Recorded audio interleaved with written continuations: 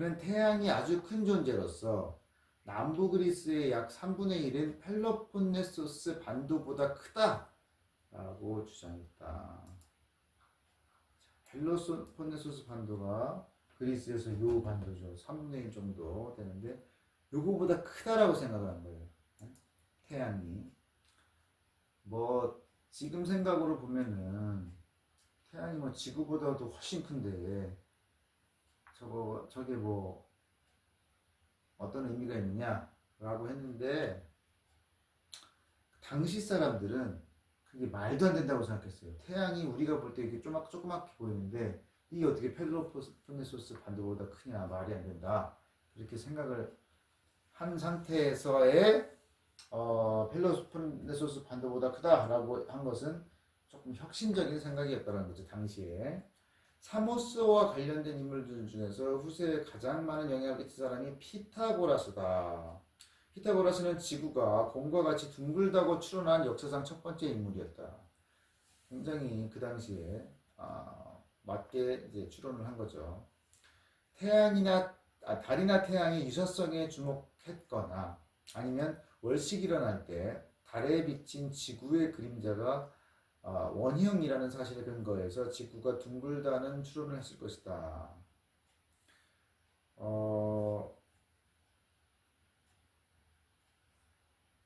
이거는 무슨 말이에요? 자, 아까 이 그림에서 월식이라는 것은 달이 이제 태양이 여기서 비칠 때 요 위치에 있을 때 일어나는 일이거든요. 지구의 그림자가 달을 가리니까 달이 없어지는 거죠. 달이 안 보이는 거죠. 근데 이제 그것도 이제 달이 돌면서 이 완전히 월식이 되기 일어나기 전에 조금 이렇게 완전히 월식에 들어가기 전에 그 상태에서는 달에 지구의 그림자가 예를 들어서 여기 와 있다고 쳐봐요. 달이. 그러면 지구 그림자가 이렇게 있을 거라는 거죠.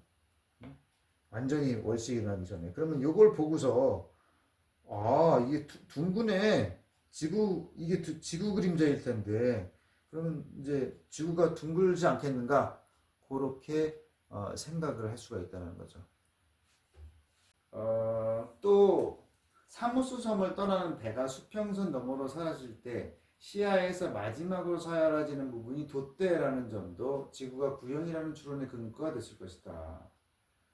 그러니까 배가 멀어지면 사라지는데 마지막까지 남아있는 게 돛대다. 그러니까 배의 몸체가 먼저 사라지고 마지막에 돛대가 조금씩 해서 이렇게 물 속으로 들어가는 것처럼. 근데 왜 그렇게 했어요? 지구가 평평하다고 하면은 없어질 때 그냥 다 같이 없어져야 되는데 돛대가 마지막에 없어진다는 것은 뭔가 둥근 표면을 지나간다. 그래서 몸체가 사라지고 나서도 돛대가 보이는 거다라는 그런 걸로 추론했을 수도 있다.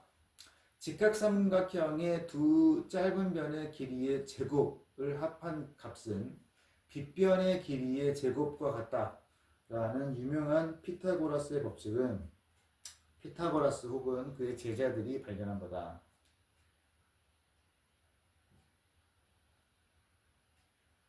자, 그래서 이거는 무슨 의미가 있냐면 이 법칙이 성립하는 직각삼각형이 사례를 열거한 게 아니다라는 거죠. 자, 이런 사례들이 있지 않느냐. 그러니까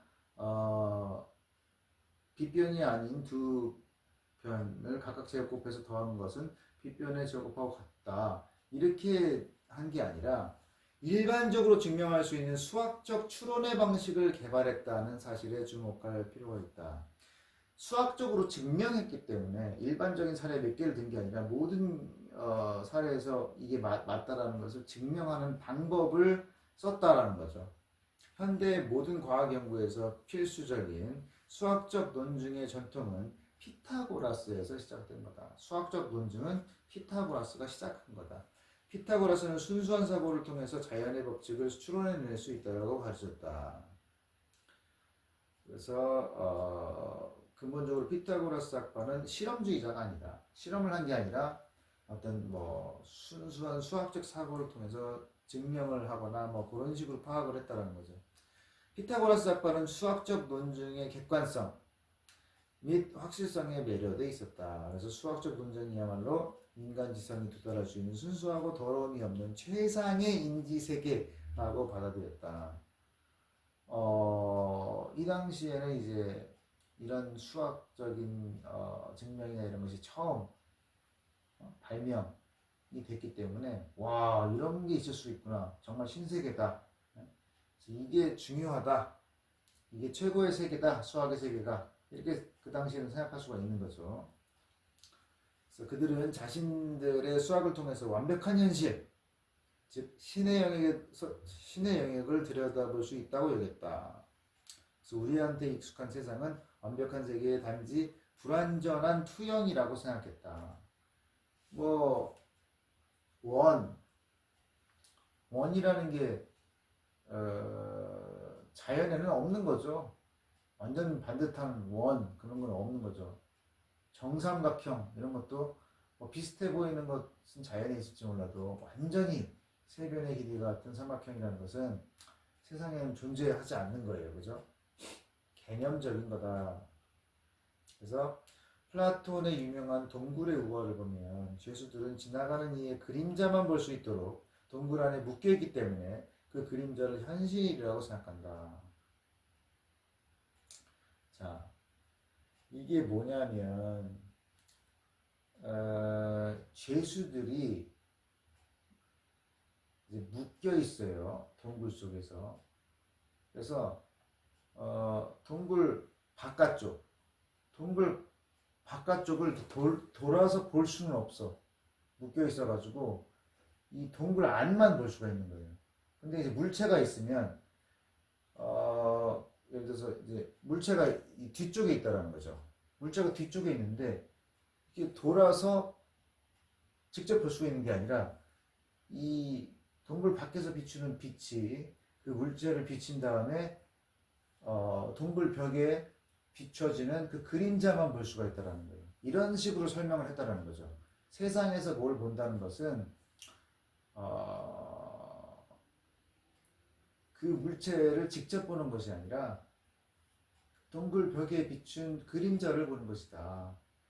그러니까 이제 어떤 얘기를 하려고 그러는 거냐면 완벽한 정말 실제라는 것은 우리가 보는 게 아니고 직접 볼 수 있는 게 아니고 그것은 우리의 이성에 있다라는 거죠.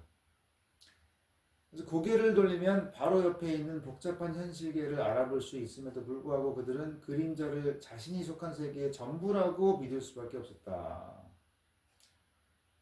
그런 이제 상황이라는 거죠. 동굴 속의 죄수라는 것이. 그래서 피타고라스 학파는 플라톤에게 그리고 나중에는 기독교 사상에 지대한 영향을 미치게 된다. 그러니까 기독교가 원래 생길 때는 어떤 교리라고 하는 것이 완전 체계화돼 가지고 갖춰져 있지는 않았다라는 거죠. 처음에 뭐 예수 그리스도가 나와가지고 이제 뭐 사랑을 역설하고 뭐 그랬던 거지. 근데 이제 가면서 이것이 교리가 계속 생기면서 이제 체계화되고 하는 것들이 플라톤의 영향을 받았다라고 하는 거예요. 그래서 플라톤이 생각하는 건 뭐예요? 이상계가 따로 있고 우리가 현실 속에서 보는 것은 그 이상계에 있는 그 실제의 불완전한 모습을 현실 속에서 보고 있는 거다. 뭐 그런 거죠. 그러니까 정삼각형이라는 것은 이상계에만 있는 건데 현실계에서 이제 정삼각형은 완전히 정삼각형은 아닌 그냥 비스무리하게 닮은 것들만 본다는 그런 얘기예요. 피타고라스 학파는 모든 면이 동일한 정다각형으로 만들어진 3차원적 구조물, 즉 정다면체에 특별히 매료돼 있었다. 우리가 이거 어디서 나왔었어요? 케플러 거기서 나왔었죠. 정다각형의 종류는 무한하지만 정다면체는 오로지 5가지만 가능하다. 그래서 뭐 정육면체, 뭐 정12면체, 뭐 정20면체까지 5개만 있다라는 거죠. 그래서 무슨 이유에서인지는 모르겠는데 그들은 면이 정오각형으로 구성된 정 12면체에 관한 지식을 위험한 것으로 간주했다. 그래서 피타고라스 학파는 정수를 특별히 좋아했다. 그래서 다른 수들은 물론이고 만물의 근원도 정수다라고 봤다.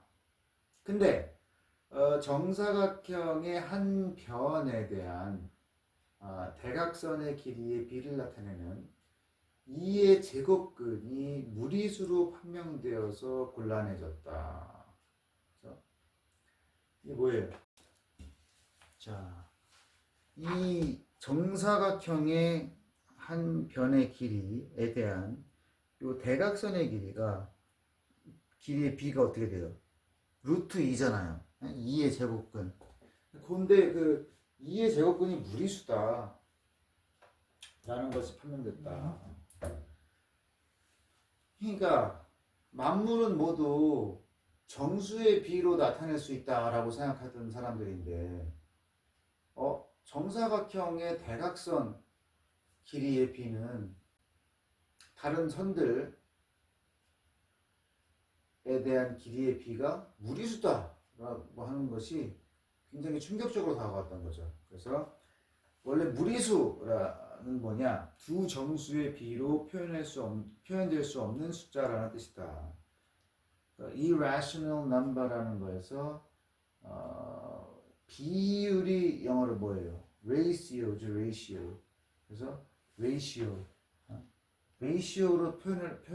비율로 표현될 수 없는 두 정수의 비로 표현될 수 없는 수라는 뜻이다라는 거죠. 무리수라는 게. 근데 피타고라스 학파가 무리수를 모종의 위협적인 요소로 받아들였다. 왜냐면은 무리수의 존재가 그들 세계관의 불합리성과 오류를 암시했기 때문이다. 본인들은 뭐예요? 세상의 모든 것들이 정수의 비로 이루어져 있다. 뭐 이렇게 생각을 했는데 아니란 말이지.